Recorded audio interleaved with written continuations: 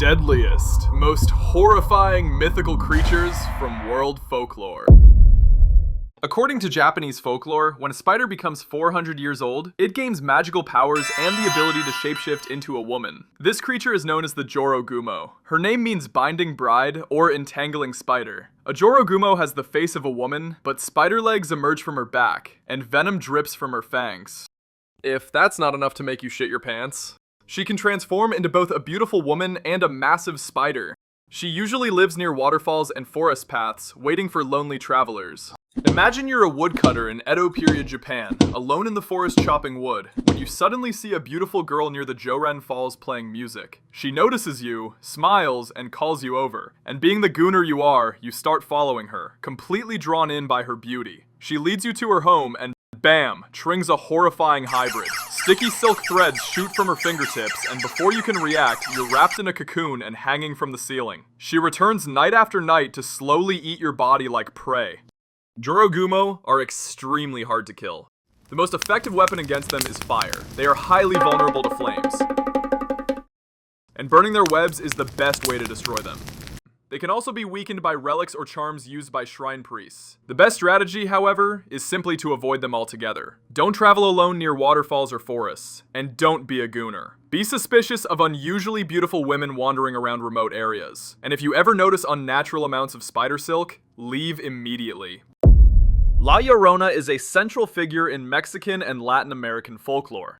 You are roaming alone in the night near the riverbanks and suddenly you hear someone crying. Her cries are irresistible, filled with grief that tugs at the heart, and you move closer to offer her help. As a good kid you are, you see a woman in white dress shaking with sorrow facing towards the river. When you touch her shoulder or try to speak, she turns at you. Her long hair is tangled, dripping wet. Her eyes are black voids, constantly shedding tears that never fall. Her mouth impossibly wide. Yup, that's you, you have shit in your pants. Now she grabs you with her icy cold hands and drags you towards the water with unnatural strength. And then after a few minutes, your body floats downstream and your soul joins her. In Mexico, a beautiful woman named Maria who married a rich man. They had a child together. But that dude left her for a different woman. Maria got so mad that she literally drowned her own children. When she realized what she had done, she immediately jumped into the river to find her children, but it was too late. She also died there. She was cursed to wander forever, unable to enter the afterlife until she finds her lost children. Now she roams across Latin America crying, "Ay, mis hijos." La Llorona's spirit is believed to mistake living children for her own and drag them into the water, drowning them so they can join her. So be careful. Kids shouldn't wander alone near riverbanks, lakes, or dark streets at night, unless you really want to join her team. To avoid a visit from her, never approach a crying woman near rivers at night. La Llorona cannot be killed, only avoided.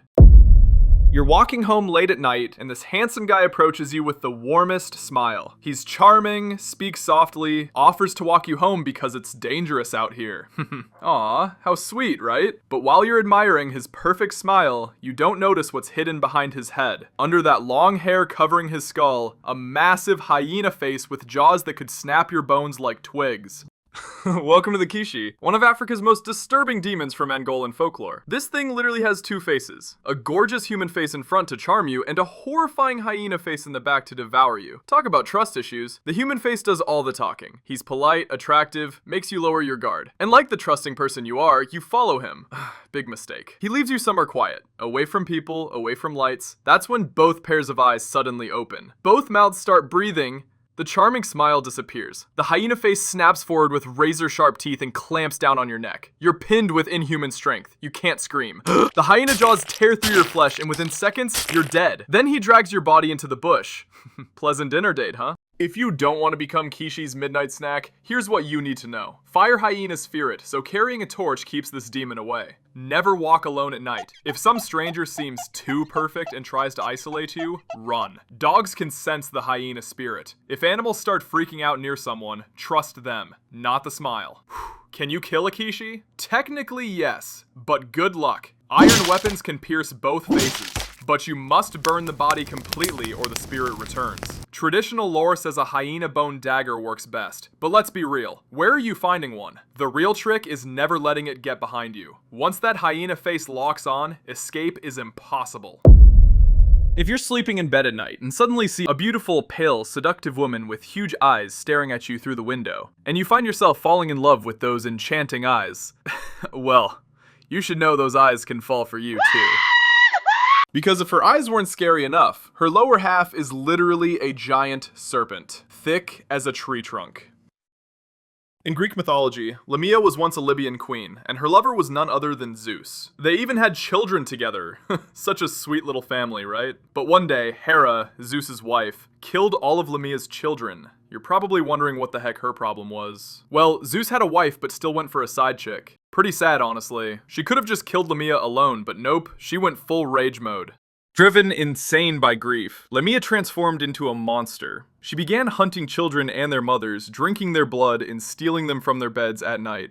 And if you think being a grown adult keeps you safe, I've got bad news. She visits adults too, sitting like a shadow at the edge of their beds. Her gaze causes sleep paralysis. You become trapped between dreaming and waking, while she drains your life through blood and breath until your heart stops. If you don't want her visiting your house, you can slap some rosemary or garlic on your windows. Parents can keep charms or iron objects near their children's beds to stop her dream infiltration. And sure, you could try using a bronze or iron sword to pierce her heart. But let's be honest, I don't think a weak kid like you is pulling that off. You're hiking through the forest at dusk, and suddenly the path doesn't look right anymore. You swear you just passed that same tree 5 minutes ago, then 10 minutes ago, then again. Wait, what the hell? Your phone's GPS is useless, spinning in circles. You're lost. And that's exactly what it wants. You turn around and holy shit, the Tikbalang, a towering demon from Philippine folklore with the head of a horse, blood-red eyes that never blink, and a body so distorted it looks like someone stretched a human skeleton way too far. Its limbs bend at unnatural angles, and its feet backwards, which means you can't track it. Good luck outrunning something whose head brushes the damn treetops.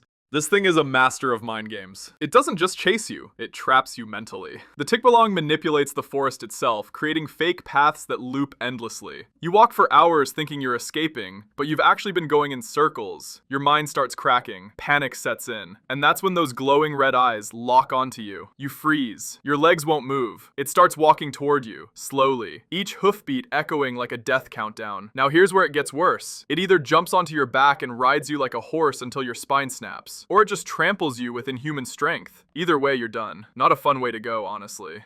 So how do you avoid becoming its victim? First, wear your shirt inside out. It's a classic Filipino trick that confuses the Tikbalang. Second, carry a protective charm called Anting Anting. And here's a wild one. If you can pull 3 golden hairs from its mane, it becomes your servant. Good luck getting close enough without dying, though. Bad news? You can't actually kill it. Tikbalangs are nature spirits. They're bound to the forest forever. So next time you're hiking and the path starts looking familiar, turn that shirt inside out real quick. Your spine will thank you later.